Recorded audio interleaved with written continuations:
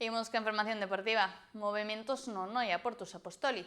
Douglas, Schut, Churrasco, Diego, Guilima e Iván non continuarán na disciplina branca a vindeira campaña.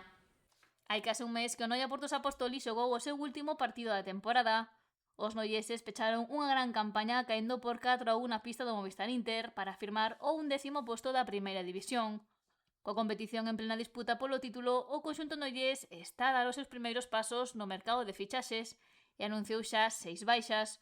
Douglas, Schut, Churrasco, Diego, Guilima e Iván non seguirán defendendo a elástica branca.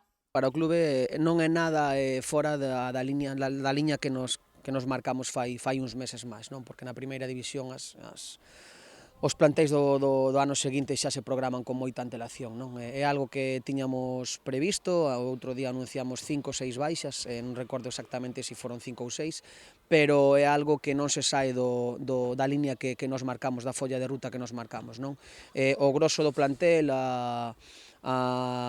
a columna vertebral do partel vai a continuar na súa casi toda, e consideramos que, bueno, que cos reforzos que poden chegar, pois facer un plantel para intentar acadar os obxectivos que nos marcamos de cara á vindeira tempada. O primeiro será intentar acadar a permanencia unha vez máis.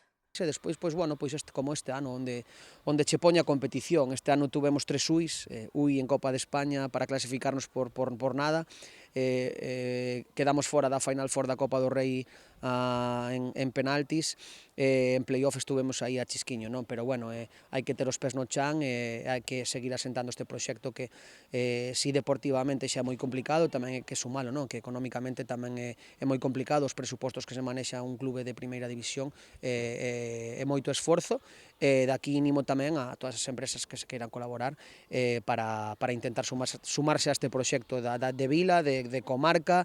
Provincial e tamén autonómico, xa que só hai 2 representantes galegos na primeira división.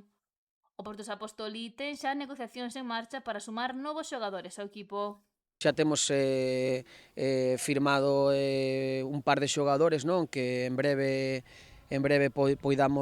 vamos a poder anunciar, e considero que unha das pezas fundamentais que hai que salientar tamén, porque nos levamos traballando ca base bastante e invirtindo na base estes últimos anos con un filial potente, sub-20 e co Xuvenil División de Honra que compiten a nivel nacional por toda España, destacar, non, que para o ano que ven pois Mateo Vázquez Cuman pois si vai formar plante do primeiro planter do primeiro equipo, e afianza esa aposta pola base e afianza que os rapaces teñan esa cabida no primeiro equipo, que é un dos obxectivos a corto e medio prazo que nos marcamos. O corpo técnico tamén terá novas caras.